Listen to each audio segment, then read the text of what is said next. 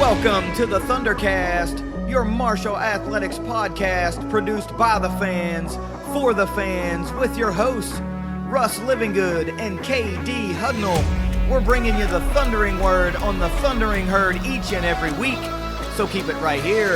The ThunderCast is on the loose.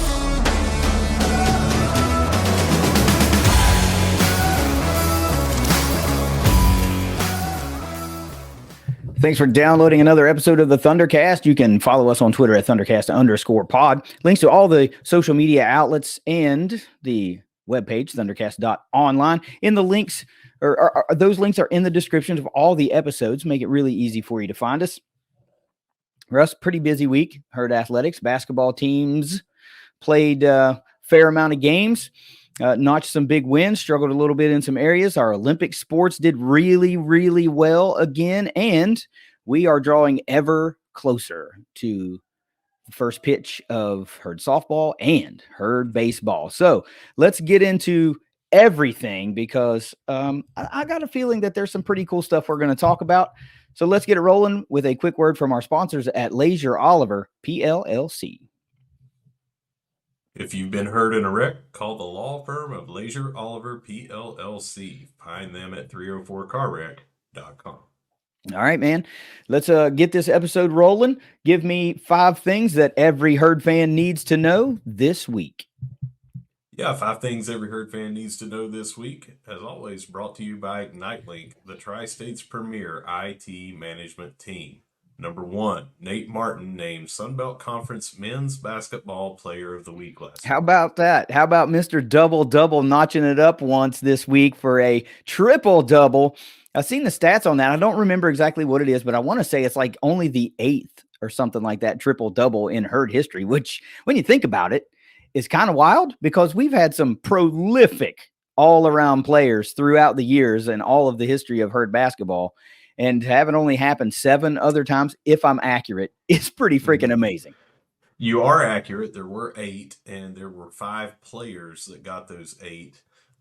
We also need to say that he got this triple-double right after being named the Player of the Week. So don't know if he's going to get it again this week based on that, but that was announced on Monday right after we had recorded and uploaded the show, and he got it for the previous week. So he got this this triple-double. The previous week is when he hit his career high, 24 points, and you know, just a rebounding machine as he's been all year. But the triple doubles, I'm going off of memory, and this is from Steve Cotton. Same thing, if you guys are not following Steve Cotton, you have a wealth of statistical herd history right there with that man. It's at Herd Cotton. Give him a follow over on Twitter. 4 of the 8 happened in at least a 1 overtime period. A couple of them happened in either double or triple overtime. But one of them, if not maybe 2 of them, was Hassan Whiteside with blocks. And I think I was at both of those games. One of them, or maybe both of them, was against UCF. And it was after, you know, Donnie or Jones. Yeah, I can't remember if Donnie Jones left with Whiteside. He No. left with Whiteside. No, Whiteside was a one and done. And yeah, then, but I thought maybe that was the same year. Was it Harrian's first year then? No, you're probably right in remembering that way. I just thought you meant he left when Coach left, but it's like, no. He was a one and done and he was gone. No, I mean, I think their last year was the same. It just happened to coincide with UCF. I don't know. We'll look it up. We've never been wrong on this show, so I'm sure it's fine. But Nate Martin continues to be a force down low. Block shots galore, rebounds when you need them. He's just the kind of player that fits into this offense. And we'll talk a little bit later about the rest of the offense. But if we have good shooting, Nate Martin really, really, really drives this home by being able to get those offensive rebounds, kick it back out to the guys, that sort of thing. Yeah, and of course, we're early to the party this week because they won't hand out awards for, I don't know, a couple days. So we might be looking at the possibility of back-to-back Player of the Week honors for Nate because the triple-double didn't encompass the previous Player of the Week honor. Yeah, it came out on whatever day it was. I thought it was Monday, but then he played on Thursday um, to get that triple double. Mm-hmm. All right, number 2, Swim and Dive owns the pool as Paige Banton is named Sunbelt Conference Swimmer of the Week and Grace Kelsheimer Diver of the Week. No doubt. Sweep, man. Heard Swim and Dive sweep on the of the weeks straight out of the gate. 2 things, 3 of the weeks. I mean, kind of what you're hoping to do every week when you're tuning into the ThunderCast to get your update. And this Herd Swim and Dive team just been smoking it lately. We talked about the great showing for the senior day meet, the home meet, and how well that looked on TV, how the turnout and your travels and trying to find the bleacher seats at the natatorium, all well documented stuff. But, this is just something that's been going on all season long. And it's finally culminated here with an of the week sweep by our swimmers and divers. We've been trying to tell you, we've been trying to pound it home like, hey, pay attention, get to know, learn some of these athletes. And this is why, because they're doing things that are among the best or are the best on a conference level. And we're going to be getting into, SBC championships here pretty soon. And I got a feeling that the Herd's going to make a run at several SBC championships. Obviously individual, but maybe in that big time running for the team championship as well, man. Yeah, and I was there and got to see Paige Banton do that. I didn't get to see Kelsheimer's dives and everything. I was on the left side of the bleachers, and the diving was down there, and they could have done those dives while I was, like Mr. Bean trying to get up there, but just awesome to get these player of the week, diver of the week, swimmer of the week, all these things, because we've talked about it on this show. I would love to have an intern go back and find out how many of these we've hit on. Right? Yeah, it's got to be every sport, but I would like to see it. All right, number 3. Sid Bickle named to the preseason All Sun Belt Conference team in softball. And as an aside, Marshall has been picked 7th. Good.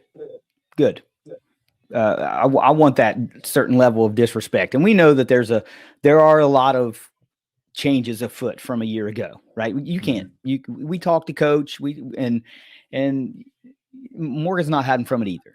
There's a lot that went on. You can't just say, you lose, what was it, 4 or 5 first team all conference players and expect things to just maintain. Now, could they? Sure. But it's really hard when you start talking about replacing the offensive production of someone like Autumn Owen, when you start replacing the on-base percentage of someone like Alex Coleman, you start to think about trying to replace the absolute greatness in the circle from Sid Nestor. That's a lot of stuff to start piling up. If you just had to replace one of those items or even 2, then you're like, okay, this is tough. But all of these all conference performers either moved on via transfer or graduation, right? Sid Bickle remains, which is awesome because she's going to be a massively important piece to what Herd softball is able to do.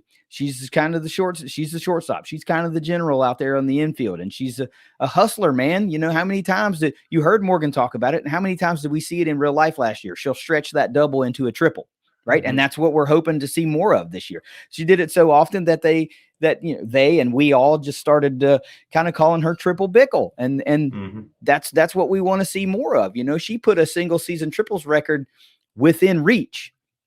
And if that happens to reproduce itself and then maybe a couple more come along the way, you might be talking about her at the end of the year of setting an all-time triples record. But that's just one part of the game. Defensively, she's great. She's absolutely great. So that's a great start. But I love the fact that we are also just basically being viewed as this one and done team in the Sun Belt, right? Because nobody expected Marshall to be in the championship game last year. I'm sure, because as some Belters hold their baseball and softball so close, they didn't want this first year in the league team to have that type of success. And what happened? We went all the way to the championship game, faced the number 1 overall seed at their house, and lost 1-0. I mean, you don't get no closer than that, right? So I'm good. Bring on the 7th preseason ranking. Good, because that hopefully will stick in the craw of our girls and our coaches, and that'll, not that they need any motivation, but I hope some of those girls that were on that team last year do feel the disrespect, and that kind of pushes them to make everybody's game elevate a little bit, and they do have something to prove. They do. But I like that. Good. 7th place, right in the middle of the pack. Bring it. The Herd ain't 7th best in the Sun Belt. And a quick note for our listeners and viewers, what we're talking about when we say they're picked 7th in the Sun Belt, these are the preseason coaches' rankings that they basically rank each team 1 through 14, and they take the conglomerate of that and say, okay, here's what the overall rankings are. I don't know. I hate to speak for coaches in all the different sports, but I imagine that they are not following all of the roster stuff. And even if they do follow the roster stuff, they're definitely not going to see how transfers are going to pan out and things of that nature. So these things that I have seen so far in the limited time that we have seen the preseason Sun Belt Conference teams in various sports, they have not really been very accurate on where people fall. So just like KD said, good. Let everybody overlook us. We'll let our talk come from our play on the diamond. Yeah, and it's not a. There's a couple factors that play for me personally. I think that they try to gatekeep a little bit and protect those teams that have been great for a number of years, and there's nothing wrong with that because they've obviously earned and they've have a track record of being at the top. So you think, well, God, they do it every year. They're probably going to be here. But I do think they try to, like protect a little bit, and they don't want to let a newcomer in there. And it probably doesn't make them feel good to have to show respect to, the Southern Misses and the James Madisons and the Old Dominions and the Marshalls just yet in not just softball, but across the board in all their sports. So you have to go out there and you have to prove it, right? You have to prove them wrong. And I am going to disagree with you to the point to where you say, I don't think the coaches pay attention to the roster stuff. I think they do, because that's directly who they have to worry about. They have to know how the team's built. So they have a far better idea than what we have, right? I don't pay attention to everybody's roster, but this is where their year revolves around. So they better know who they're going up against, right? That's not technically what I mean. I mean that what I said, that is easily how you could take that. But what I mean by paying attention to the roster is who's going to be starting. They don't know because they can't see what's going on in practice. Yeah, no. So that's what I mean by that. They don't.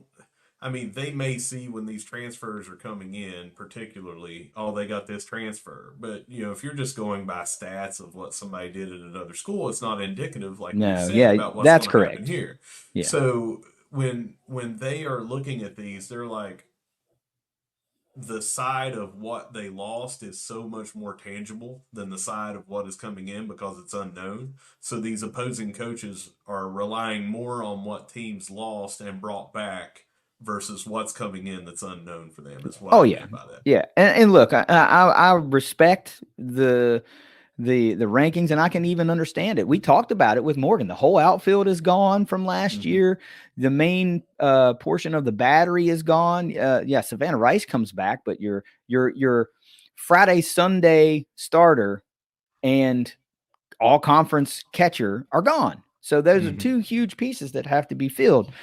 Now, luckily, the entire infield returns, which is great because that's a big portion that already has chemistry with one another. You don't really have to worry about that. But it's who's going to be the number 2 pitcher, who's going to be the number 3 pitcher. Do you have a fourth on there that'll be able to get you some tough innings when you need them? Who's going to end up being your outfield, and how are they going to communicate and work together? And what's the lineup going to look like? Because the lineup is more important. Vastly different. We're losing remember from last year, we went down the stats, and I can't remember them, right? But Marshall's offensive stats were like how many categories did we have like 6 of the top 10 and number Right. 1 and 2 overall in a lot of these categories, like on base percentage and hits and home runs and RBIs? And I mean, it's a lot, man. It's a lot to overcome. So it's not that I disagree. It's just that I'm welcoming being the underdog. I appreciate good. Bring it, because that takes a lot of the pressure off of this team and can work in their favor when they head into the season, is particularly the Sun Belt Conference slate of games, because Morgan talked about we're going to be tested. We're playing some tough out of conference games, some early season tournaments. It's going to be tough. There's tough teams on the schedule. So this will be a very different team in the midst of Sun Belt play than it will be at the beginning of the season. Right. And we even saw that last year. Megan's team lost a few games early in those early season tournaments, and then just went on a winning streak that was unbelievable. So I'm just for it. That's all I'm saying. I welcome the underdog role. Number 4, we've got Kylie Maston breaking her own 800-meter record. By the way, that's the second time in 2 weeks, back-to-back weeks, that she has broken that. Ronnie Saunders breaks the indoor 3K record that was set back in 1987. Long time ago. Yeah. Now, look, of course, that one that's a little eye-popping, but I'm not trying to take away anything from Ronnie, right? But I mean, we were without a men's track team for a long time. So the opportunity to break that record was not there for a while. But 87 to 2004. That's what I was going to say. But there was also still plenty of opportunity to break that record, and it never happened. So I got 2 words, obviously. Well, 3 words, obviously, for Kylie Maston. That's big time. And that's kind of like, it is big time, and that's big time. That's what she does. So another unbelievable week in track and field. Jeez, what the hell? I can't believe all these records just keep falling. I mean, you think at some point, like, you're going to run out of records to break, or they're going to be so broken by so much that it's going to take another like 5, 6, 7, 10, 15-year gap before you get there. But right now, we're just in steady demo mode and just breaking the hell out of all these records. And it is great to see. That puts a smile on my face. Like, no questions asked. It's going to happen every time. I just love seeing that. All right. So number 5, it is, to close this out, women's basketball named to collegeinsider.com's mid-major top 25. Now, that happened before this week's games, but it was the first time they cracked it this year. I have a little bit more on that, but go ahead with your thoughts. What were they, 19th? Yes. Okay, so I did pay attention to that, and if I'm not mistaken, James Madison fell right behind her. They were like 20th, right? Isn't that right? Yeah. Okay, so I don't know how that's going to hurt either team, really. I mean, because they're right next to each other. So it's not like James Madison wasn't in the mid-major top 25 and Marshall was. They're both really good. So what? James Madison landed there in spite of losing to Marshall the week before, right? So this is just two good teams that went on the road and beat another really good team in the conference. So it would not surprise me if Marshall remains in the top 25, the mid-major top 25. They should, because when you start digging into that game, which I know we're going to do here in a little bit, it was just a tale of 2 teams. I mean, one was red hot and one was not. And so for Marshall to really only lose by, 9 points? 9, dude, that says something, honestly, because I think the herd was, I don't have the stats up in front of me, but they were definitely like around that 30% from the floor. We'll talk about it. I know. And James Madison was far above that. So all I'm saying is it's great to see them land in the mid-major top 25, but I don't think losing a game this week merits them dropping out of the mid-major top 25, particularly to the team that was right behind them in the rankings. All right, so James Madison, where they had lost last week, they were previously 14th, so they dropped from 14th to 20th. Other notes on here is ULM is 22nd, and this is, again, not what's coming out this week. This is when we debuted last week at 19th. Coming in at 26th, and and the others receiving votes was Old Dominion. We've already beaten Old Dominion twice. Right. We beat ULM, I think, once. I think that's all we've played them. I'm thinking that that's what it is. But anyway, we should, in this mid-major, I don't think drop out. At the worst case scenario, I think we'll pop right back in. Yeah. We lost to a really good James Madison team, and when we break this down, you'll see kind of why we lost. And again, every now and then you're going to be due a loss. You can't just go undefeated the rest of the season in most scenarios. Yeah. And there are a couple of games left on the slate. Like, you do have to go to Monroe, and you are going to play ULM one more time. We do have to go to Norfolk and play Old Dominion one more time. So we've only beaten them once. Right. Yeah. So Okay. Right. those are the next, I don't know if they're the next two Saturday games, but February 17th and February 24th, 2 Saturday games, 2 away games. That's Old Dominion on the 17th, ULM on the 24th. So that's your opportunity right there against 2 really good teams that are receiving votes or are currently ranked in the mid-major top 25 to knock them down and take their spots, get all that clout right back on top of being able to go to Boone and play App State one more time, which we love doing. And there's a few more games on the slate that are going to get the Herd some eyeballs, especially if they go in and win convincingly. They're not going to be cold from the floor all the time, right? So it just happened in this game, but it is what it is. We have at least 2 on here that I see that is on the coaches panel for this collegeinsider.com mid-major poll. And just a quirky little note, I don't think that has anything to do with why we got ranked on there, but James Madison's head coach, Sean O'Regan, is the chairman of that poll. I would think that he would probably still rank them highly on there. After that game. So, well, I mean, a good team's a good team, man. That's just what it is. And we see this in polls all up and down across all sports, and if you're good, you can take a loss sparingly and remain respectable in polls, right? So this is not, Marshall deserves to be there, man. This is not like a flash in the pan thing. They're a good, solid team who had an off night and allowed another really good team to come into their house and get a win. That's it. That's all it was.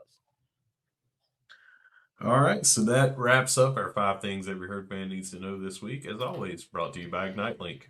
So let me talk about Ignite Link getting their money's worth this week, because we did 5 things. This is not one of those things where it was 8 things, right? But just in those 5 things, it was 3 of the weeks, 2 records broken, a top 25 we're talking about, and a first-team All-SBC performer that we're talking about. So that's way more than 5 cool things. So your 5 things encompasses like 8 cool things. That's your money's worth, man. And this was a really solid week for Herd Athletics if you can allow yourself to just not get hung up on a bad men's basketball loss. And that's what too many people are focusing on. But excellent 5 things. So look, man, let's make this a fairly quick episode this week. We're trying to get back on track since football season's out right now. There's not a lot going on. We don't have to worry about Saturday football games and recaps and all that kind of stuff. So we're moving back into the weekend, and let's do this. All right, we're going to take it around the Herd. We've got tennis that we're starting off with. They took 7 of the 8 finished matches against Miami of Ohio on Friday, and they are hosting Virginia Tech right now.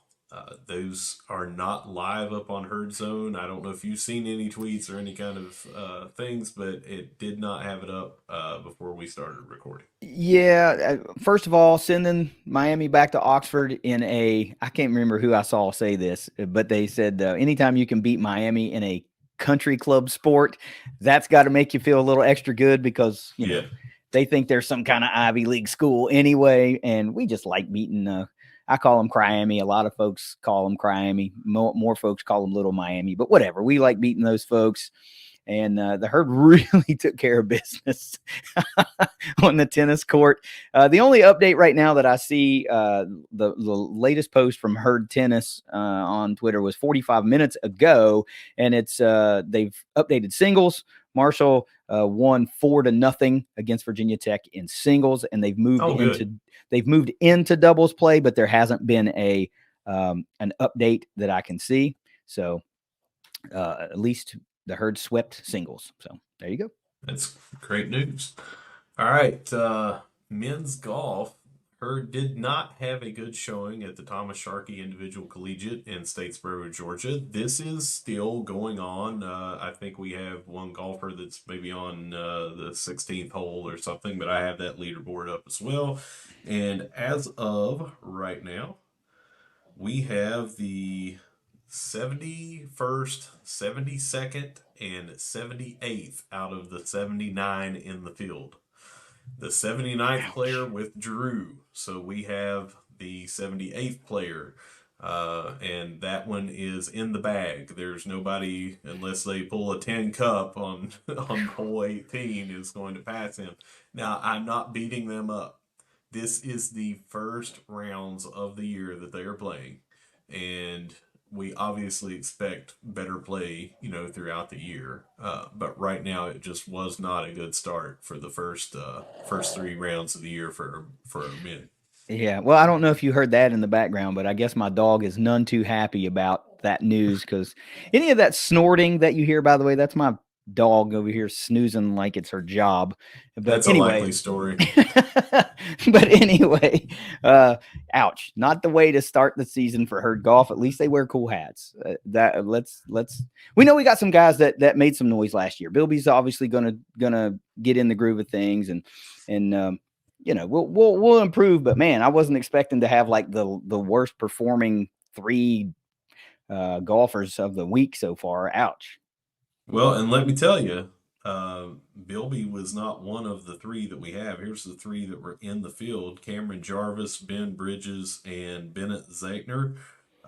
So we do not have the usual suspects that we have come to know on this game listed on here. So I can't imagine. I'm assuming they just did not make the trip, did not play, that sort of thing. Yeah, maybe not because I'm looking at the roster right now. Bilby is still showing on the roster. He's a junior. Mhm. Tyler Jones is a grad student. So we still got our two main performers still currently showing on the roster. So if neither one of those guys made the trip, well, that's a good indicator of kind of why Marshall's not doing great, but still bottom three ain't ideal. Yeah, and I mean, we had a couple other guys that were always. Oh yeah, here's what it is. I'm reading the article of when they were going. It said that they will be represented in the event by those three individuals. So Okay. none of the other team went. But we had another guy. I'm blanking on the name right now, but did very well last year and was consistently in our recaps of scoring and everything. Mm-hmm. If I saw the roster, it'd pop out at me. But we're gonna move on to track and field. The Bellarmine. Kyle Walker, did you hear that? I said Bellarmine. Bellarmine Classic was Friday, and along with the win by Kylie Maston in the 800 and the records by Maston and Ronnie Saunders that we covered in 5 things, there were some other good showings. Tyra Thomas won the 60-meter hurdles. This is not a repeat. Yep. Tyra Thomas won the 60-meter hurdles with a time of 8.61 seconds. She is now 5-0 in the event this season. So if she has ran and competed in that event, she has won it this year. Yep. Yep. I'm trying. Also, Abby, go ahead. You go ahead. No, that's all right. I was just trying to say that these are the things that we're driving home. Like it's yeah, we talk about Abby and we talk about Kylie a fair amount, but Tyra Thomas again, like who all's undefeated, in their discipline. Even the greats that set records and break records don't always win the event, and Tyra has continued to just dominate this discipline. Man, this team is so easy to cheer for. So please cheer for them. And another note, Abby Herring placed second in the 3K invite at a time of 9 minutes, 24.76 seconds. That is 3 seconds off of her school record that she has now broken 4 times, as we mentioned earlier this season. But I want to say that if you look into these, the things, they had the 3K race for the women, and the leading time was over 10 minutes. So you look and you're like, okay, she finished way earlier than that, or quicker than that. This was the 3K invite. They had two different things there: the 3K for the meet, and then the 3K invite. And everyone that was in the 3K invite ended up smoking what would have been the first place in the others. So it's almost like this was let's get the best of the best out there. Mm-hmm. And Abby finished second and was Mm-hmm. only 3 seconds off of her school record. So just want to highlight what she was doing there. Not trying to put the cart before the horse, right? Because we still got a lot of running to do, and well, we don't. I ain't running nowhere, but they got a lot of running to do.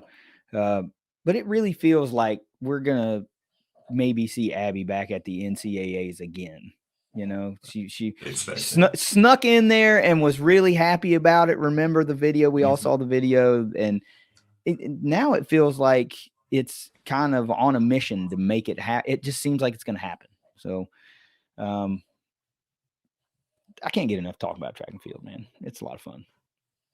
We're going to move over to softball. The season kicks off this week in Boca Raton as they have two games on Thursday. That's Arkansas and Florida Atlantic, the home team. Two games on Friday, Michigan State and Penn State, and then they wrap up the 5-game trip with Michigan State again on Saturday. Mm-hmm. You can watch these games. I believe all 5 will be on ESPN Plus. So the Thursday and Friday games are like at 2 and 4:30, I think. Yeah, they are. But I'm it's not showing seeing ESPN Plus. It's showing Flow Softball, so it looks like maybe Flow Sports. Then forget I said that, because Flow Sports costs more 1 month than ESPN Plus does annually. I mean, it's a ridiculous. Yeah, I thought they were on ESPN Plus. I've clicked the link here and it just says Flow Softball. I mean, I got to keep sliding out of the frame to nudge the dog to quit snoring so much. She's so daggone loud. Well, anyway. we finally got a mascot. Yeah, and she's snoozing through the episode. That's how exciting we are.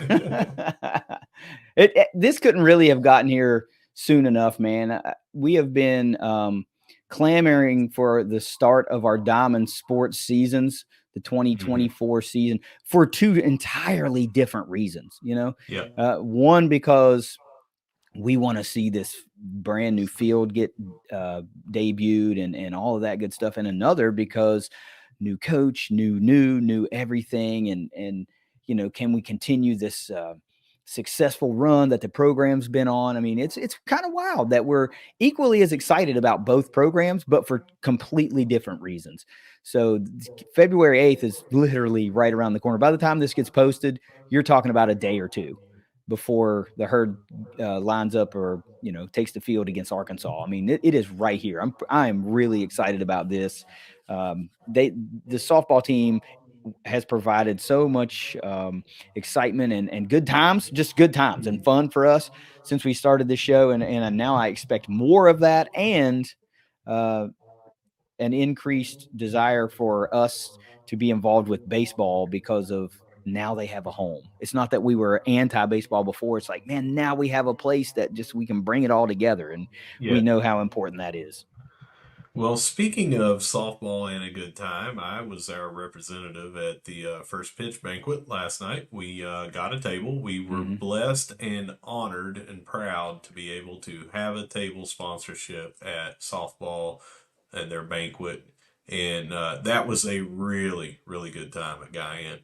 I just want to hit a couple of things. They had the seniors speak, and each one of them told a little bit about the season that is coming up, but also some of them their story leading up to this. And if you weren't already rooting for these individuals, hearing some of their stories, I mean, it was just a great thing to hear from these individuals.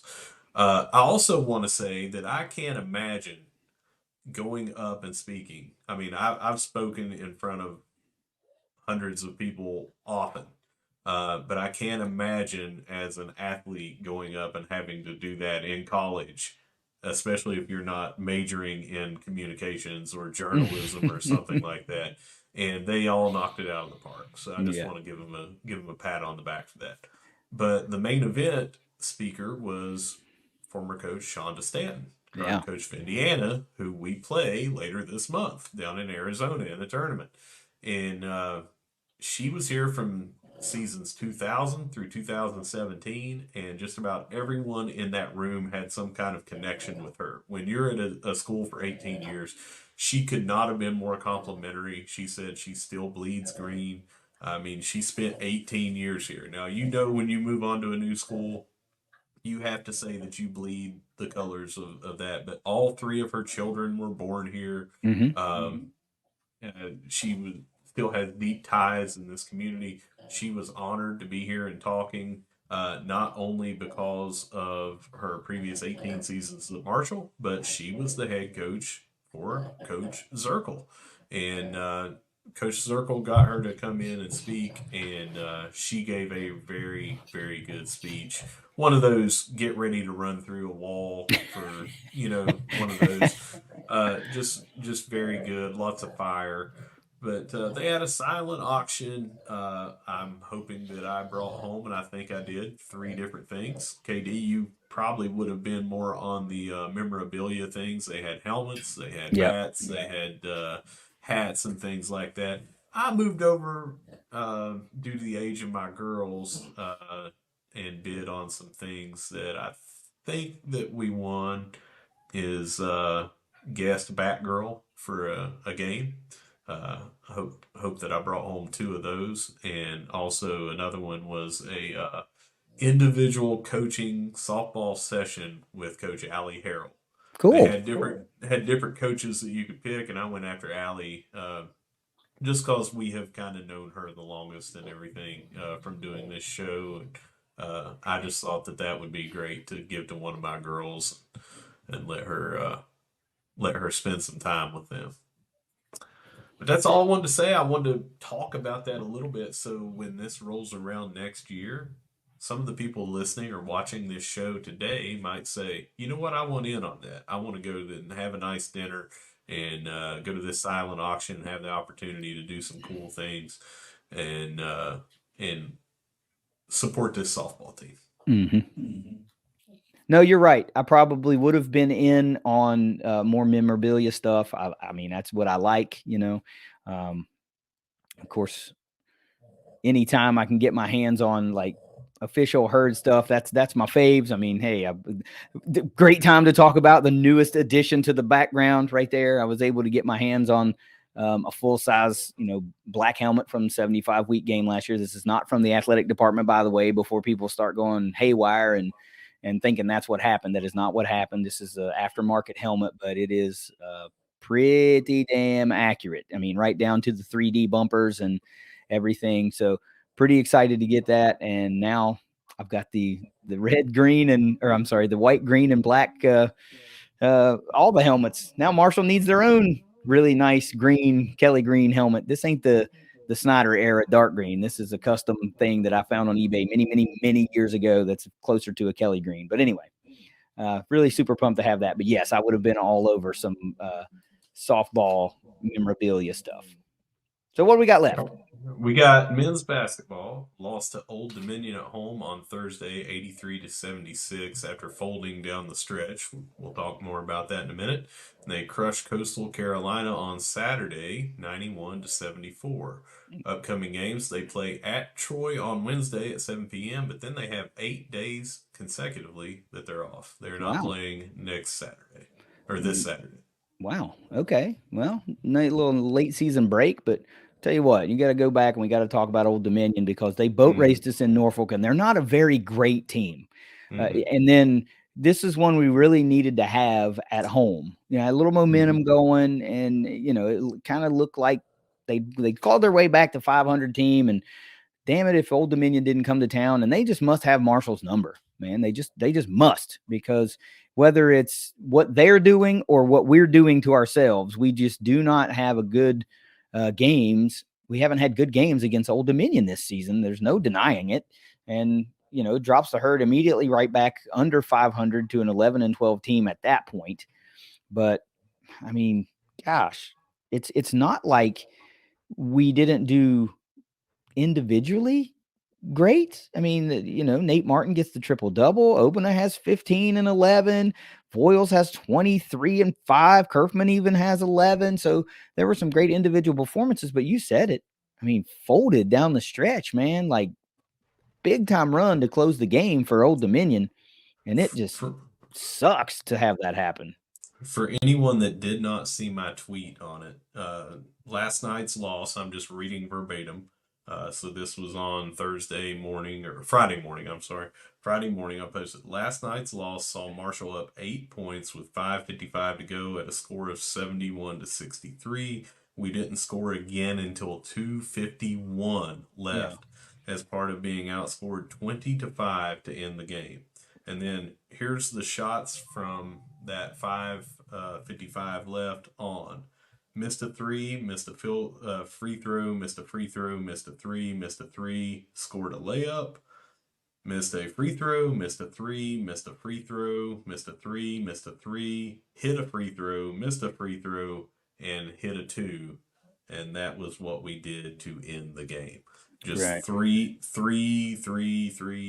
1, 2, 3, 4, 5, 6. Missed 6 threes in the last 5 minutes and 55 seconds.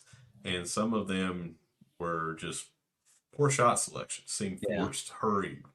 I know that's not really Marshall's game. They love to throw up the three ball, and we when it works, we love it, right? But there are certain times throughout games, like, and this was one of them. When you're on a huge run, I feel like, dude, you got to do something just to stop the bleeding. Just stop the bleeding. Get an easy bucket, work it down low, score. Like, stop the freaking bleeding. And this is where games really get out of hand. We've seen this for a number of years under Marshall. They get down a little bit, and then they just start chucking threes, and then if they don't fall, and the opponent goes down to the other floor, gets a bucket. Now you're a 5-point lead. Same thing. Yep. Now you're a 7-point lead. And you do that a few trips down the floor, and it's like, it's done. There's no coming back. And now you're in a situation where you have to hit the threes. So you're going to continue to chuck them up. And if they still aren't falling, this is how a really close loss turns into a blowout loss, or a win.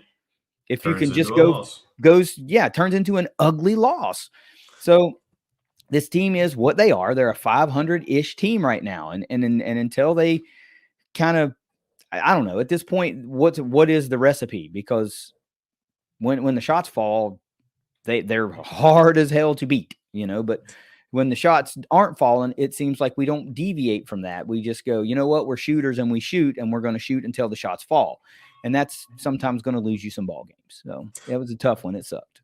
Couple of things to just amplify what you said there. If you score, that prevents them from getting a transition fast break off of a miss or going down and setting up their offense. That gives you an opportunity to maybe even hop into a press real quick, off of a made bucket. And the other thing too is, it's easy when we lose and see these threes when they're not hitting to say, well, the team just is not a good 3-point shooting team. But earlier this year, as I was talking and discussing friendly on Twitter, Obina was top 5 at one point with over 45% made threes. He just hit a bit of a cold stretch in a couple of days that brought him all the way down to 38.6%, but that's still very good, especially for a power forward. I think what has happened just from my watching the games, and you see this a lot in the NBA and in the college game, but when you are open, your percentage is much higher on there. Yeah. We have just been really, really contested on these threes, and our percentage has been lower. So we're going to have to find some way to do what you're talking about: dump it down low, get a point, get 2 points, get to the line, get a point, or score a bucket.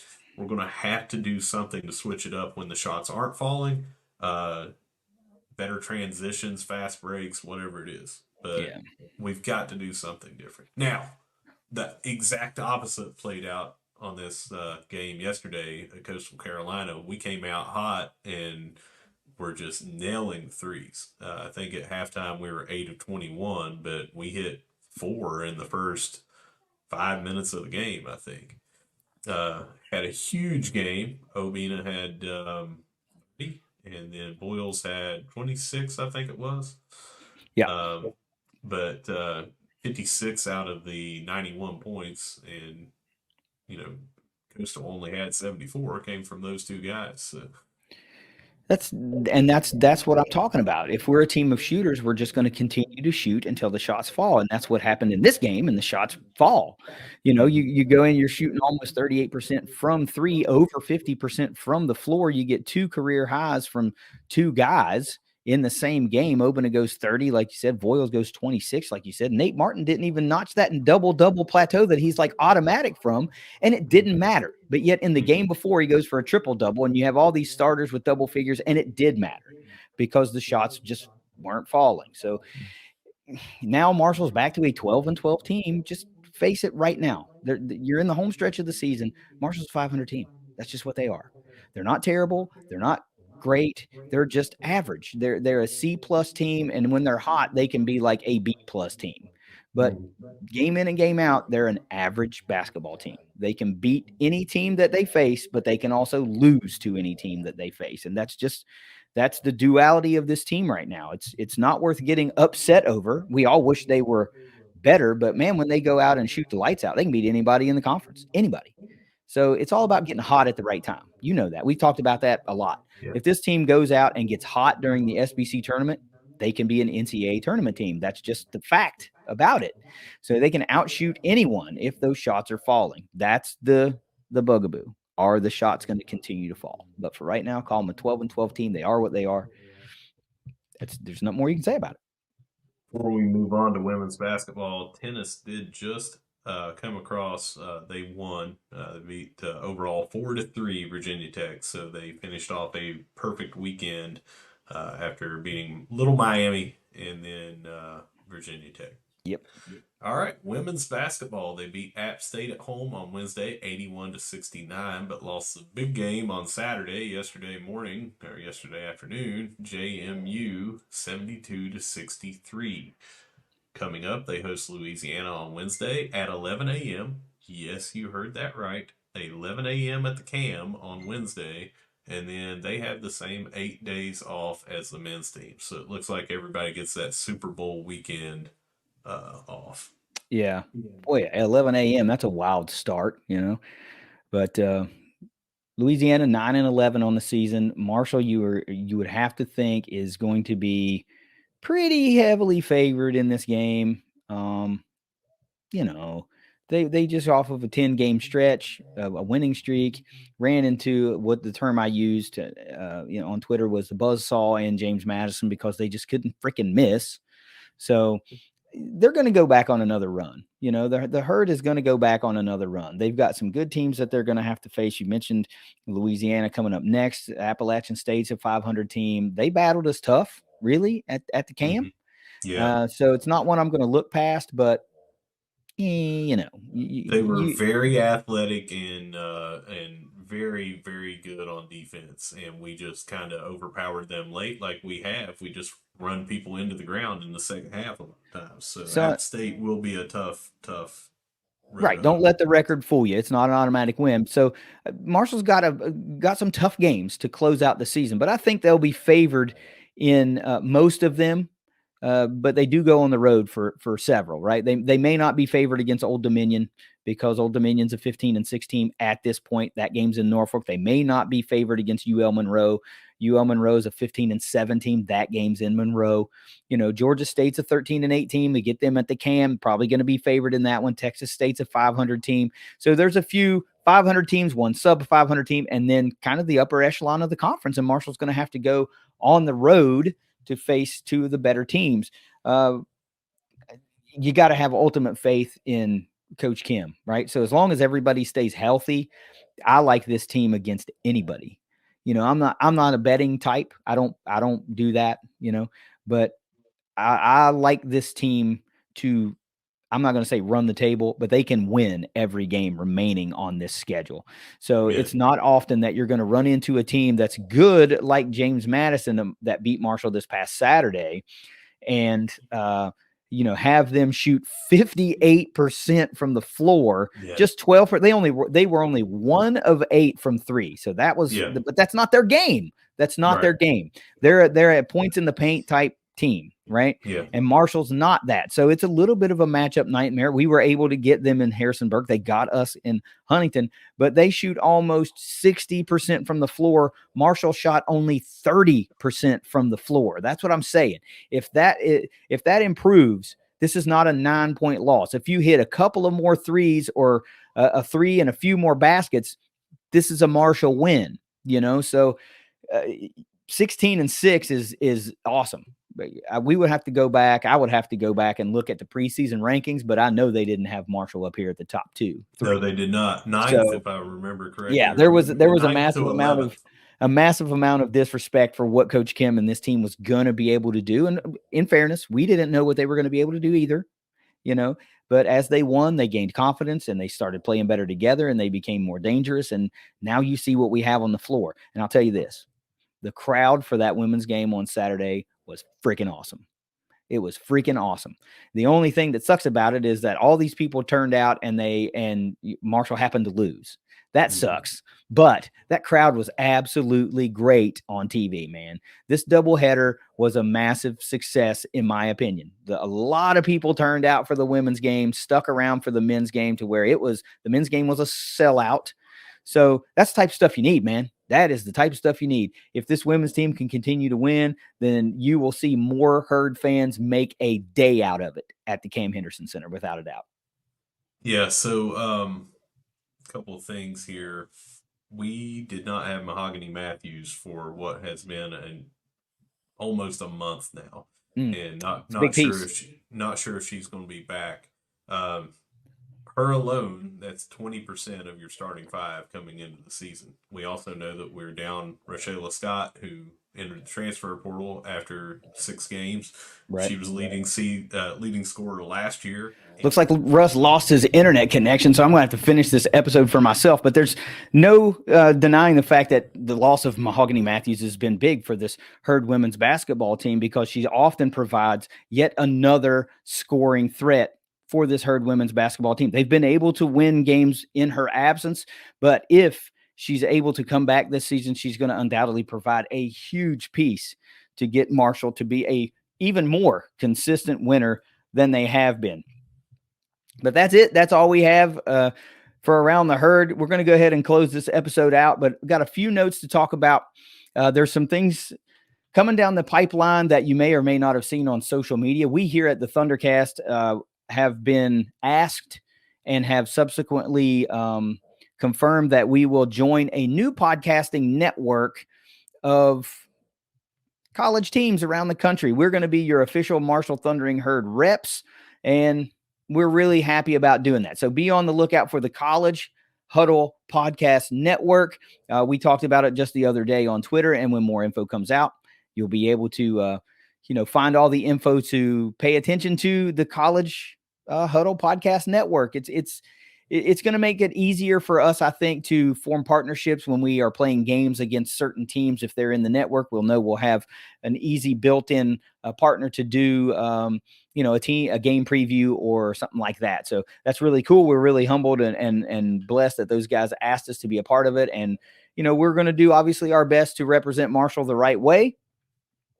But until next week, I'm going to try my best to do, take us out like Russ does. So whether you see us at the Joan, you see us at the Cam, or you see us down in Boca Raton for the first pitch of Herd softball season, no matter where you see us, we're going to be saying, go Herd.